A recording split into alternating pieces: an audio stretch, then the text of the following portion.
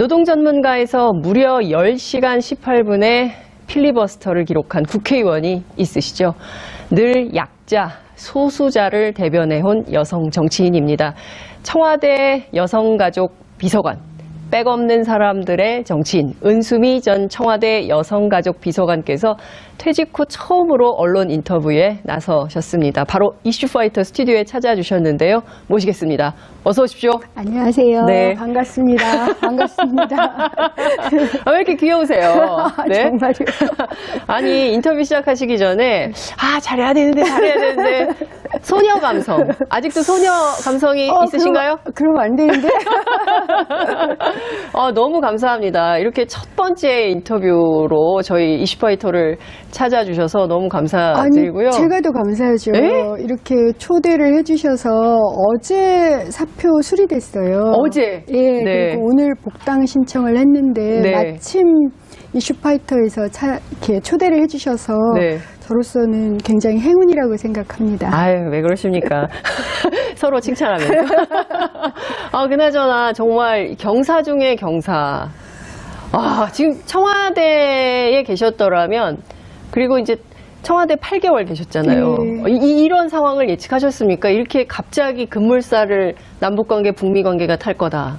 남북관계, 북미관계가 개선될 거라는 것은 확신하고 있었어요. 네. 대통령께서도 워낙 그것에 대해서 포기하지 않고 끈질기게 하셨고, 네. 특히 평창까지 이렇게 중재외교, 중매 이런 말씀들 하시는데 정말 지속적이고 포기하지 않고 하셨고, 또한 그 정유영 실장님을 비롯해서 팀들이 헌신하고 있다는 것을 알고 있었기 때문에 저희들은 이제 저 같은 경우는 곧 올 거다라고 생각했지만 저 역시 이렇게 빠르게 오리라고는 상상을 못해서 정말 환호를 참기가 힘들었습니다. 네. 아니, 근데 국민들께서 굉장히 궁금해 하실 것 같아요. 이것이 실무자들의 어떤 전략적 노력, 그러니까 이제 서훈 원장이나 아니면 정의용 실장이 이런 판을 만들어낸 거냐, 아니면 문재인 대통령이 이렇게 직관으로 평창부터 해서 이런 판을, 아니면 사실 생각해보면은 작년이죠. 작년 드레스덴 연설부터 해서 시작된 거냐, 이렇게 볼 수 있을 것 같아요. 저는 콜라보라고 생각해요. 콜라보. 네. 그러니까 대통령님의 리더십이 있고 거기에 실무진들이 정말 헌신했기 때문에 청와대 일이라는 게 매일매일이 전쟁이거든요. 네. 근데 가끔 왜 이 전쟁을 우리가 치르는가에 대한 질문을 서로서로 하면서 올인하고 온갖 방법을 생각해내는 그런 헌신, 그러니까 리더십과 헌신, 요게 결합된 콜라보라고 저는 생각합니다. 그렇군요. 그러니까 저는 이런 생각이 좀 듭니다. 한반도 평화 체제라는 것이 자고 나니까 뉴스가 바뀌고 이런 상황이 올 수도 있구나. 그리고 대통령께서 워낙 오랫동안 이 꿈을 가지고 계셨어요. 원래 노무현 전 대통령의 비서실장이시기도 하고 그때부터도 이미 그런 마음을 아주 강하게 가지고 계셨던 걸로 알고 있고요. 특히 전쟁에서 평화로 넘어가서 우리 아이들의 미래, 대한민국 미래를 열고 싶다는 생각이 워낙 강하신 분이셨어요. 그러니까 구체제가 끝나고 새로운 체제, 그래서 새로운 100년이 열리는 거냐, 이런 기대감도 정치인들 사이에서는 나오더라고요. 저는 지금 한 시대가 마무리됐고 새로운 시대가 열어지고 있다라고 생각해요. 그래서 이 작년 촛불부터 지금은 미투나 남북관계 개선 이르기까지 이것은 새로운 시대가 움트고 있고요. 그 시대를 우리 청년들이 아마 주도를 해나갈 거다라는 좀 뭐랄까 낙관? 희망? 이런 게 요즘 많이 생겨요. 힘내십시오. 그 청와대 8개월간 일하셨어요. 지금 청와대 분위기가 어떨까요? 이런 말 해도 되나? 거의 층층마다 환호를 하고 계실 거예요. 여러분들은 청와대를 잘 모르실 텐데 청와대 비서동이 굉장히 낡았어요. 그래서 어떤 비서관 방은 창문이 없어요, 아예.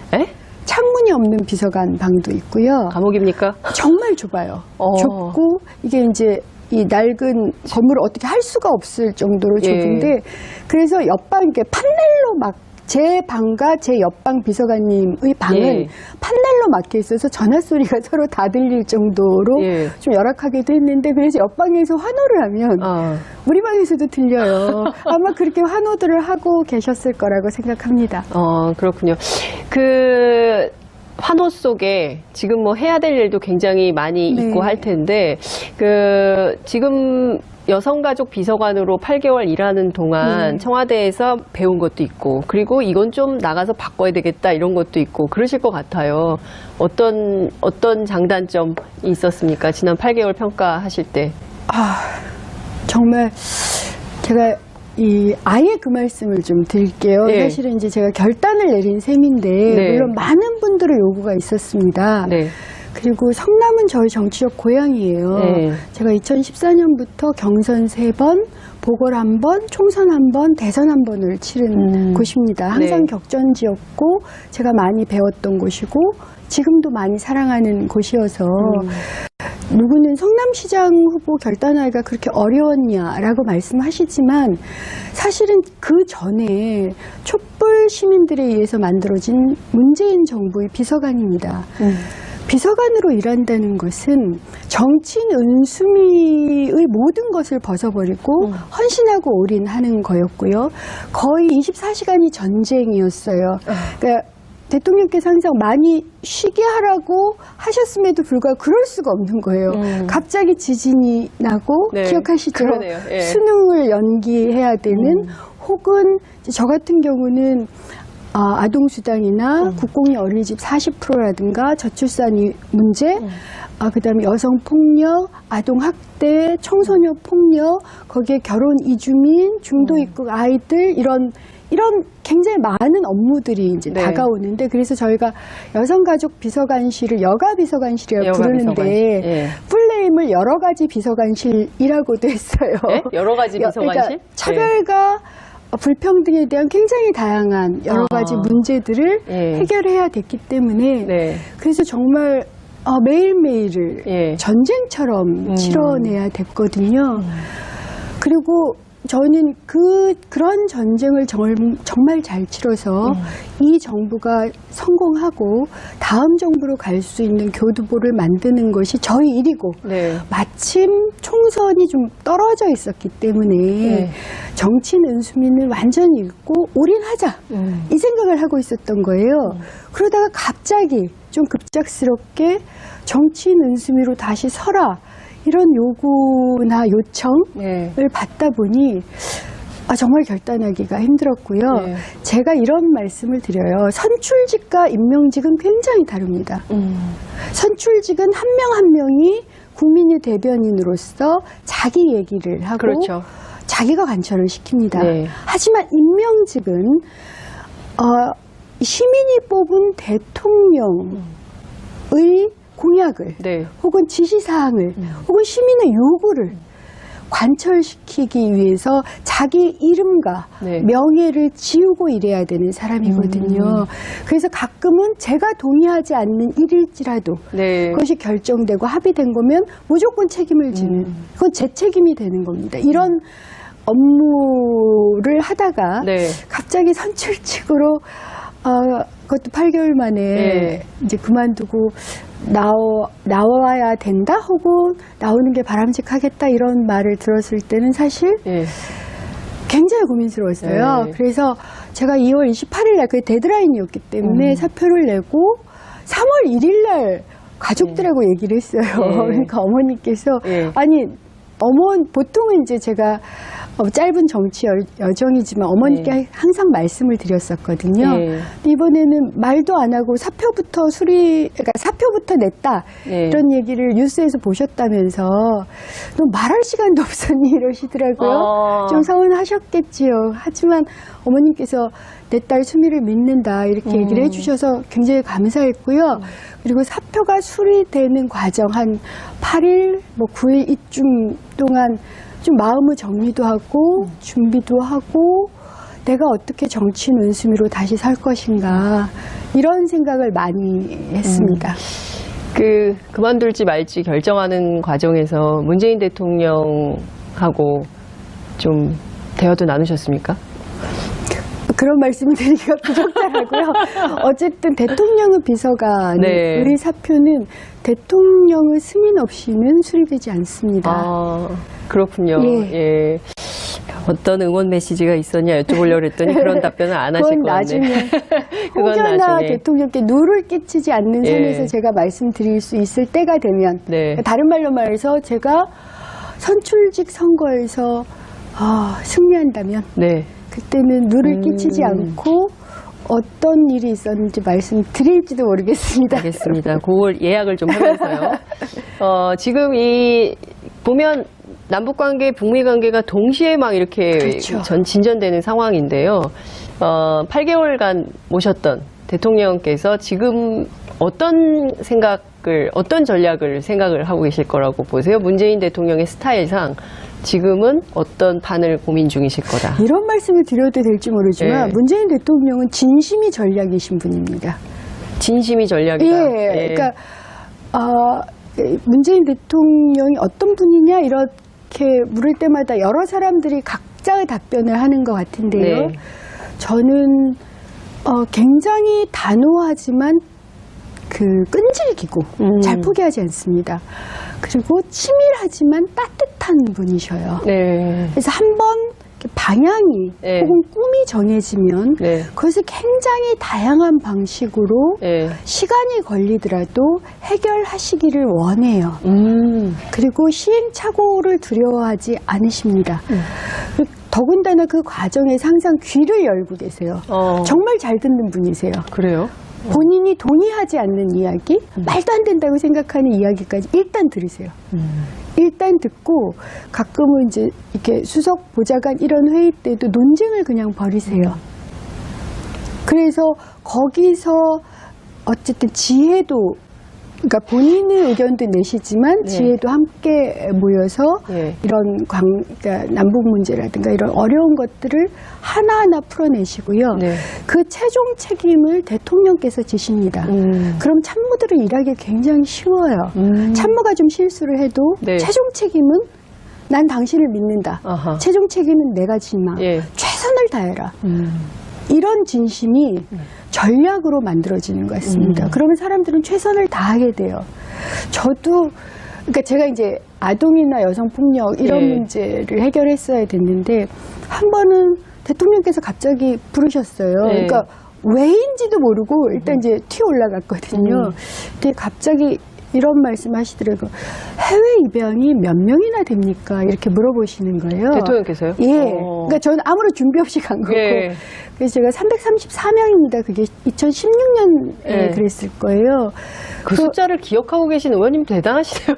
그래야지 대통령을 모시지요. 보좌를 할수 그럼요. 있다. 아주 구체적인 질문을 하시거든요. 디테일을 다 예. 알고 있어야 된다. 그러면 유기된 아이들은 몇 명입니까? 이렇게 물어보시더라고요. 304명이었어요. 네. 그래서 대통령께 그 숫자를 기억하시기보다 하루에 한 명 입양이 되고 하루에 한 명 애가 버려지는 이게 대한민국 현실입니다. 그랬더니 뭐 여러 얘기를 좀 나누다가 대통령께서 이 문제를 해결할 수 있도록 좀 정책을 마련해서 시간이 걸려도 좋으니 네. 해결해 나가자 이런 말씀을 하시더라고요. 그러니까 그렇게 딱 말을 주시면 최선을 다하게 되죠. 저도 할 수 있는 모든 방법을 다 예. 찾고요. 전문가, 부처, 그다음에 해외 사례까지를 아주 스피디하게 네. 예, 챙겨보거든요. 그래서 정말 대통령이 항상 하시는 말씀, 그냥 대충 그러지 네. 말고 뭐 하나라도 예. 각도가 이렇게 예. 바꿀 수 있는 정책을 가져와 주세요. 조금이라도 각도가 바뀌는. 예.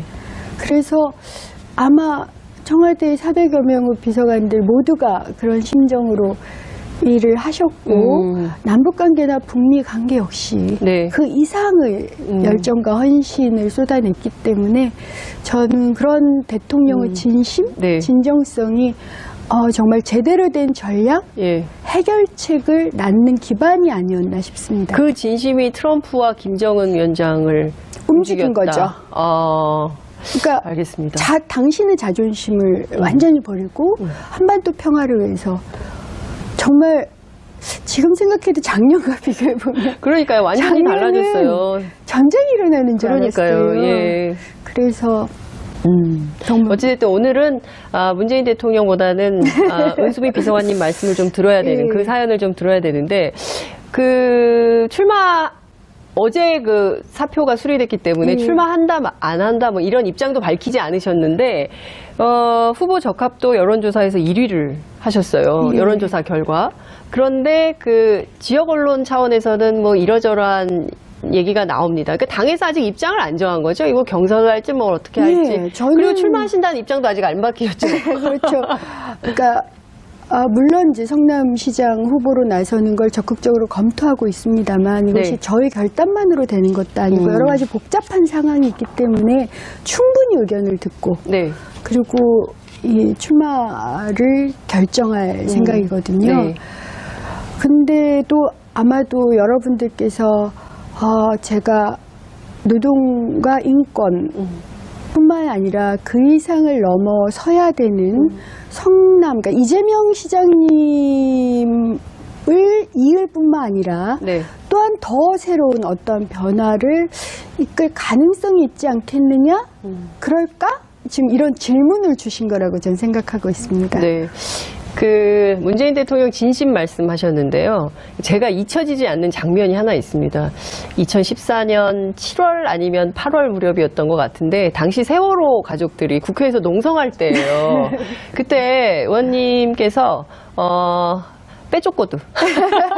에나멜 빼쪽고드를 신고 경찰하고 대치를 하고 계셨어요. 이 문을 열어라. 지금 이 문을 열고 세월호 가족들에게 지금, 약을 전달을 해야 된다. 그때 이제 혈압약, 두통약, 막 이런 약을 전달해야 되는데 경찰이 못 들어가게 했거든요. 그래서 그 전선에 빼쪽고도를 신은 야리야리한 여리여리한 어머니 딱 문을 버티고. 정확한 말은 문에 끼어 있었죠. 문에 끼어 문틈에 끼인 정치인. 문틈에 끼어 있어야지 문을 못 닫잖아요. 그래요. 맞아요. 그래서 그 장면이 잊혀지지가 않습니다. 그런 정치인들이 그때 많지 않았거든요. 그때 열심히. 여러 가지로 죄송하죠. 왜냐하면 그 국민 청원 중에 국회의원 그 급여를 최저임금으로 해야 된다 이런 청원이 나오는 것은 아마 내가 너희에게 잘하라고 대리인으로 뽑았는데 하는 게 왜 그것밖에 안 되니 이런 불만 혹은 좀 기대 이런 것이었다고 할 때 19대 국회에는 굉장히 여러 가지 그 풍랑이 많았던 국회이기도 하고 세월호 사건, 메르스 사건 기억하실 거예요. 그 다음에 여러 가지가 그러니까 문제들이 많았던 국회였는데 그만큼 국민의 입장에 제대로 부응했는가에 대해서 저는 제 스스로 성찰을 많이 했고 다시 그것이 저는 그 당시까지 재선이라고 생각을 했는데 재선에 도전하고 낙선을 했다 하더라도 다시 도전하면서 단 한 번은 여성과 청년과 어르신들과 그리고 우리 모든 시민이 요구하는 정치 그런 정치인으로 거듭나고 싶다. 그것이 제게는 커다란 마음의 빛으로 지금도 있습니다. 그래서 아직도 그 기대에는 많이 부응하지 못하고 있다고 생각합니다. 좀 더 잘해보겠습니다. 아니, 너무 열심히 하려고.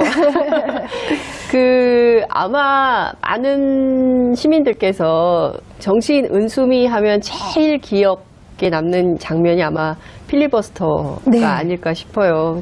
저러다 저 양반 쓰러지지 않겠나 다들 걱정을 했었어요. 근데 끝내 10시간을 버티셨거든요. 정말 대단한 저력인데 그것도 의원님도 진심이죠? 진심의 키워드로 정치를 하는 대표 정치인 아닙니까?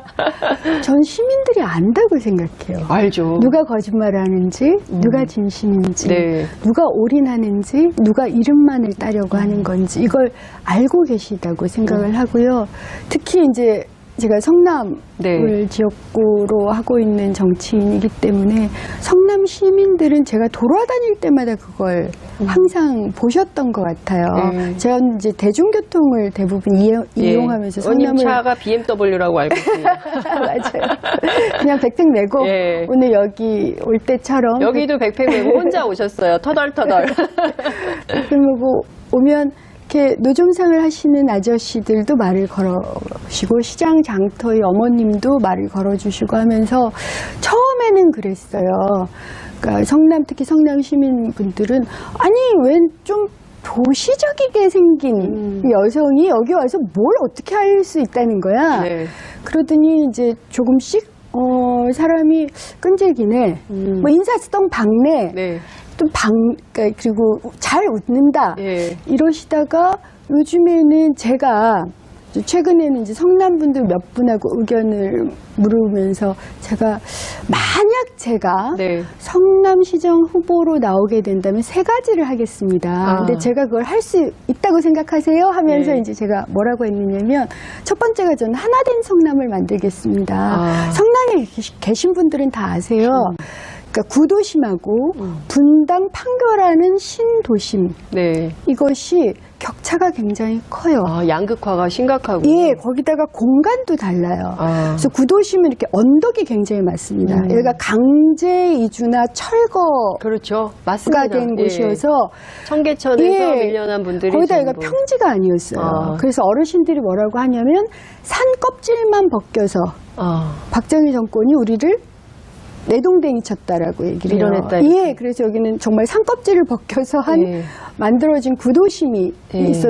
그러니까 이게 평지가 아니라 언덕이 심해서 구도심의 아이들은 자전거를 탈 수가 없어요. 근데 분당 판교는 이게 평지잖아요. 예. 완전히 재개발을 그렇죠. 해버린 예. 자전거를 탈 수가 있어요. 천당 위에 분당이라고. 그래서 이러한 이제 격차가 굉장히 심한 곳이기 때문에 그러니까 물론 이재명 그 시장님 덕분에 지금은 나 성남 사람이야 이렇게 말씀도 하시고 외부 도시 그러니까 다른 도시 분들도 성남으로 이사하고 싶어라고 말씀은 하시지만 그래도 그 격차는 남아있기 때문에 이것을 어떻게 넘어서서 하나의 성남으로 만드는 것 만드는 이게 이제 저의 꿈이고요. 이건 제가 정치인으로 있는 한 계속 가질 수밖에 없는 꿈이고요. 두 번째로 하나의 성남만으로 멈추지 않고 그 하나의 성남이 대한민국의 새로운 변화를 저는 낳는 동력이어야 된다고 생각합니다. 아시겠지만 판교의 잠재력은 놀라워요. 그래요? 그렇죠. 판교 외국인들도 판교 실리콘밸리가 가능한 지역이 아니냐 이런 말씀을 하시는데 단지 그것이 판교만이 아니라 성남 전체 그리고 이렇게 하나된 성남을 통해서 대한민국의 미래를 여는 그러니까 하이테크 기술과 사람의 존엄함을 공존시키고 그렇죠. 그리고 판교를 통해서 들어오는 젊은 층들과 구도심에 사시는 어르신들이 또한 깊이 서로 존중하고 연대할 수 있는 그런 그 대한민국 미래 동력이랄까요. 전 우선 그게 정말 만들고 싶고요. 그래서 제가 이런 말씀을 드려요. 성남에서 시작되는 대한민국의 변화 이것을 저와 함께 하시겠습니까? 라는 얘기를 간혹 그러니까 제가 총선 때도 그런 얘기들을 했었거든요. 그리고 이제 세 번째로 성, 세대, 인종 여기가 왜냐하면 이주민들이 많으세요. 많습니다. 안산도 그렇지만 이 성남 쪽도 굉장히 많거든요. 성, 세대, 인종, 종교, 문화를 넘어선 하나됨. 이걸 좀 골목골목마다 거리마다 성남 전역에서 만들어낸다면 전 그것이 또한 대한민국의 표준이 될 수 있지 않을까 이렇게 생각하고 있습니다. 청와대에 계시면서 준비를 많이 하셨는데요. 솔직히 말씀드리면 약간 팔이 안으로 굽는 그러니까 청와대에서는 전국을 봐요. 그렇겠죠. 전국을 보는데 이 퇴근할 때쯤 이게 시간이 이제 퇴근 시간이 넘기면 그러면 요 통계가 성남은 어떻지? 라고 보게 되는 워낙 지역구 국회의원을 준비하셨기 하다 보니까 때문에 이제 궁금한 거예요. 그러니까 아동수당을 까는데 뭐 몇 조가 든다 이러면 그러면 성남은 아동수당을 깔 어떻게 때 해야 되나? 얼마가 들지 이런 그렇구나. 생각을 하게 되는 알겠습니다. 거죠.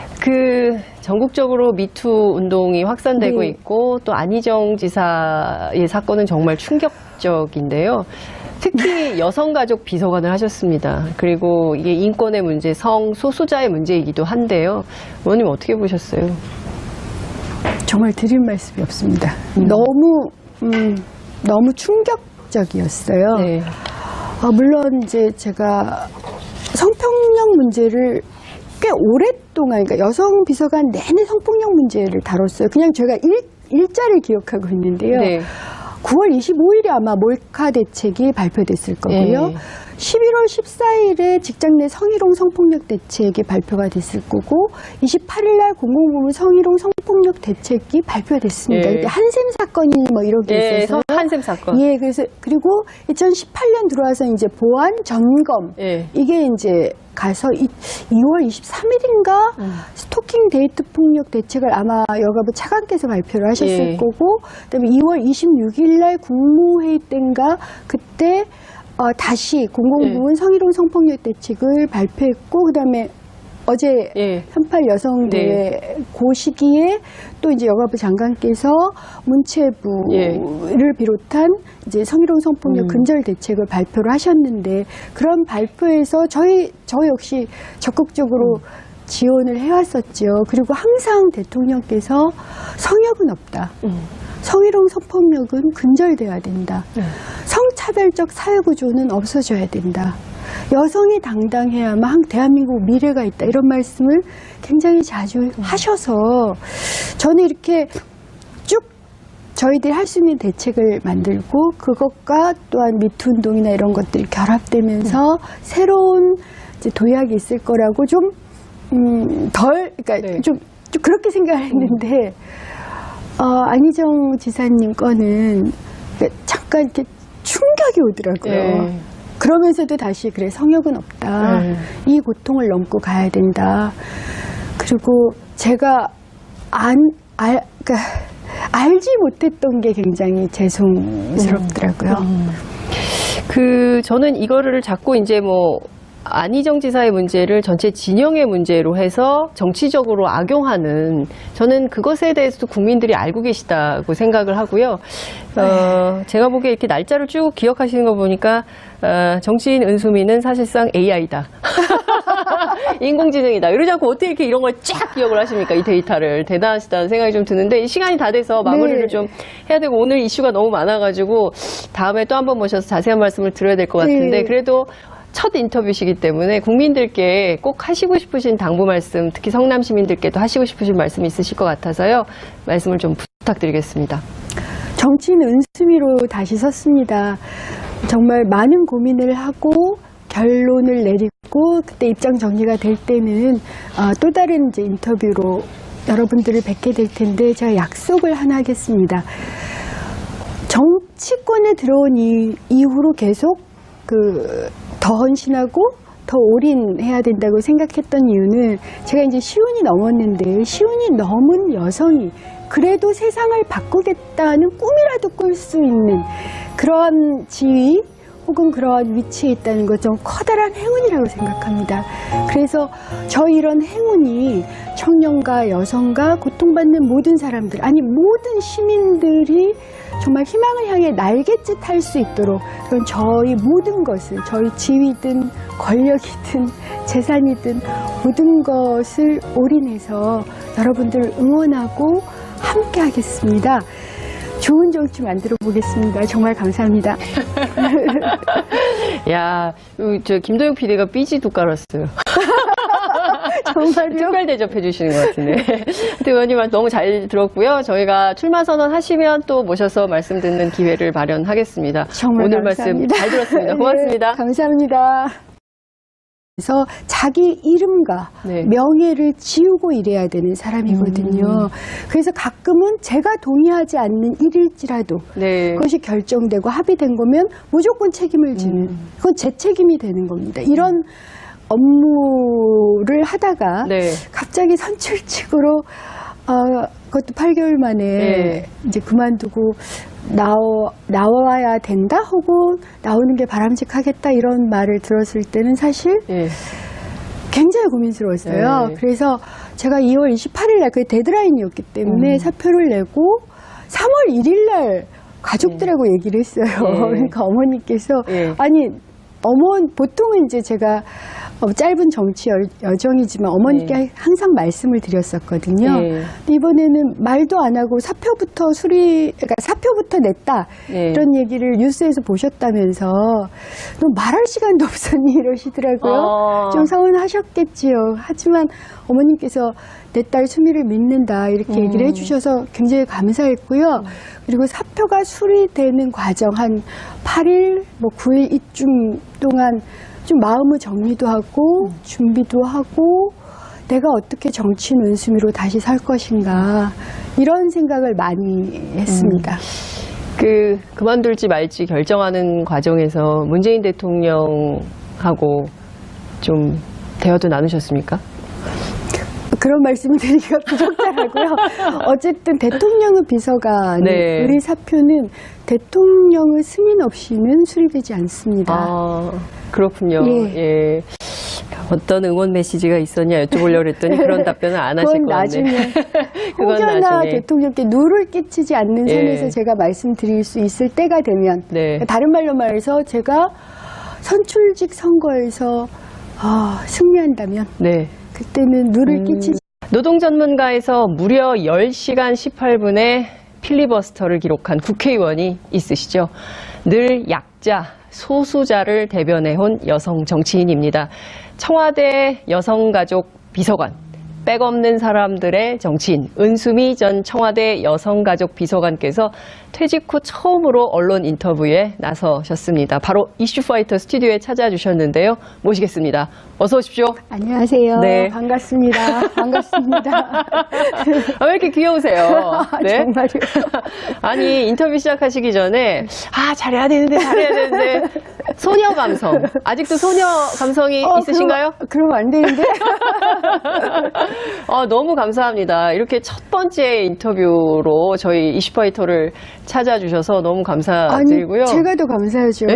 이렇게 초대를 해주셔서 어제 사표 수리됐어요. 어제? 예, 네. 그리고 오늘 복당 신청을 했는데 네. 마침 이슈파이터에서 이렇게 초대를 해주셔서 네. 저로서는 굉장히 행운이라고 생각합니다. 아유, 왜 그러십니까? 서로 칭찬하면서. 그나저나 정말 경사 중에 경사. 지금 청와대에 계셨더라면, 그리고 이제 청와대 8개월 계셨잖아요. 네. 이런 상황을 예측하셨습니까? 이렇게 갑자기 급물살을 남북관계, 북미관계가 탈 거다. 남북관계, 북미관계가 개선될 거라는 것은 확신하고 있었어요. 네. 대통령께서도 워낙 그것에 대해서 포기하지 않고 끈질기게 하셨고 네. 특히 평창까지 이렇게 중재외교, 중매 이런 말씀들 하시는데 정말 지속적이고 포기하지 않고 하셨고 또한 그 정유영 실장님을 비롯해서 팀들이 헌신하고 있다는 것을 알고 있었기 때문에 저희들은 이제 저 같은 경우는 네. 곧 올 거다라고 생각했지만 저 역시 이렇게 빠르게 오리라고는 상상을 못해서 네. 정말 환호한 것은 정치인 은수미의 모든 것을 벗어버리고 헌신하고 올인하는 거였고요. 거의 24시간이 전쟁이었어요. 그러니까 대통령께서 항상 많이 쉬게 하라고 하셨음에도 불구하고 그럴 수가 없는 거예요. 갑자기 지진이 나고 네, 기억하시죠? 그러네요. 예. 수능을 연기해야 되는 혹은 저 같은 경우는 아동수당이나 국공립 어린이집 40%라든가 저출산 문제, 그다음에 여성폭력, 아동학대, 청소년폭력, 거기에 결혼 이주민, 중도 입국 아이들 이런 굉장히 많은 업무들이 이제 네. 다가오는데 그래서 저희가 여성가족 비서관실을 여가 비서관실이라고 여가 부르는데 비서관실. 예. 풀네임을 여러 가지 비서관실이라고도 했어요. 네? 여러 가지 비서관실? 그러니까 차별과 불평등에 대한 굉장히 다양한 여러 가지 문제들을 예. 해결해야 됐기 때문에 네. 그래서 정말 매일매일을 예. 전쟁처럼 치러내야 됐거든요. 그리고 저는 그런 전쟁을 정말 잘 치러서 이 정부가 성공하고 다음 정부로 갈 수 있는 교두보를 만드는 것이 저희 일이고 네. 마침 총선이 좀 떨어져 있었기 때문에 네. 정치인 은수미는 완전히 잃고 올인하자 이 생각을 하고 있었던 거예요. 그러다가 갑자기 좀 급작스럽게 정치인 은수미로 다시 서라 이런 요구나 요청을 네. 받다 보니 정말 결단하기가 힘들었고요. 네. 제가 이런 말씀을 드려요. 선출직과 임명직은 굉장히 다릅니다. 선출직은 한 명 한 명이 국민의 대변인으로서 자기 얘기를 하고 그렇죠. 자기가 관철을 시킵니다. 네. 하지만 임명직은 시민이 뽑은 대통령의 공약을 네. 혹은 지시사항을 혹은 시민의 요구를 관철시키기 위해 환호를 참기가 힘들었습니다. 네. 아니, 근데 국민들께서 굉장히 궁금해 하실 것 같아요. 이것이 실무자들의 어떤 전략적 노력, 그러니까 이제 서훈 원장이나 아니면 정의용 실장이 이런 판을 만들어낸 거냐, 아니면 문재인 대통령이 이렇게 직관으로 평창부터 해서 이런 판을, 아니면 사실 생각해보면은 작년이죠. 작년 드레스덴 연설부터 해서 시작된 거냐, 이렇게 볼 수 있을 것 같아요. 저는 콜라보라고 생각해요. 콜라보. 네. 그러니까 대통령님의 리더십이 있고 네. 거기에 실무진들이 정말 헌신했기 때문에 청와대 일이라는 게 매일매일이 전쟁이거든요. 네. 근데 가끔 왜 이 전쟁을 우리가 치르는가에 네. 대한 질문을 서로서로 하면서 올인하고 온갖 방법을 생각해내는 그런 네. 헌신, 그러니까 리더십과 헌신, 요게 결합된 콜라보라고 저는 생각합니다.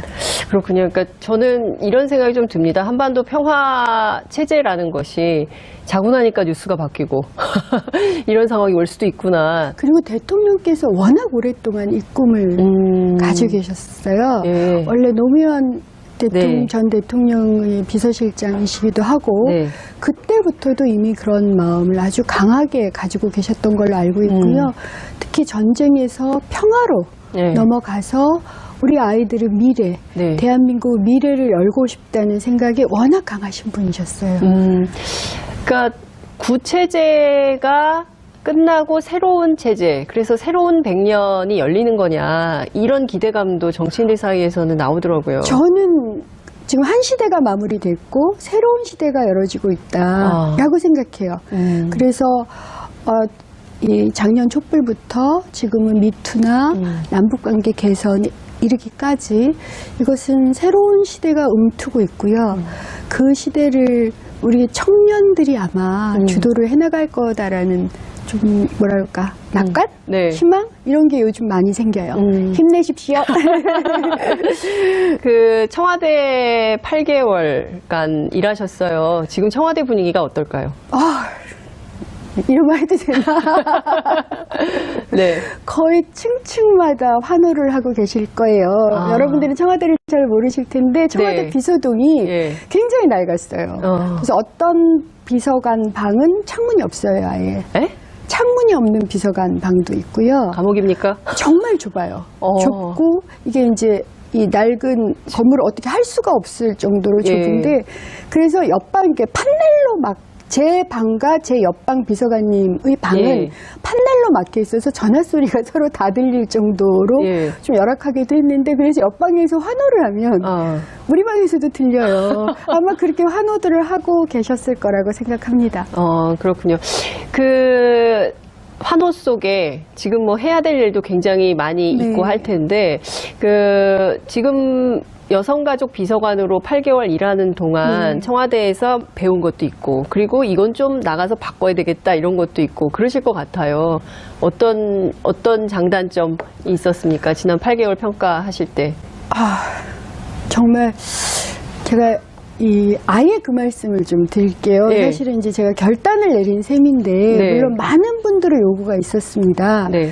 그리고 성남은 저희 정치적 고향이에요. 네. 제가 2014년부터 경선 3번, 보궐 1번, 총선 1번, 대선 1번을 치른 곳입니다. 항상 네. 격전지였고 제가 많이 배웠던 곳이고 지금도 많이 사랑하는 곳이어서 누구는 성남시장 후보 결단하기가 그렇게 어려웠냐라고 말씀하시지만 사실은 그 전에 촛불 시민들에 의해서 만들어진 문재인 정부의 비서관입니다. 비서관으로 일한다는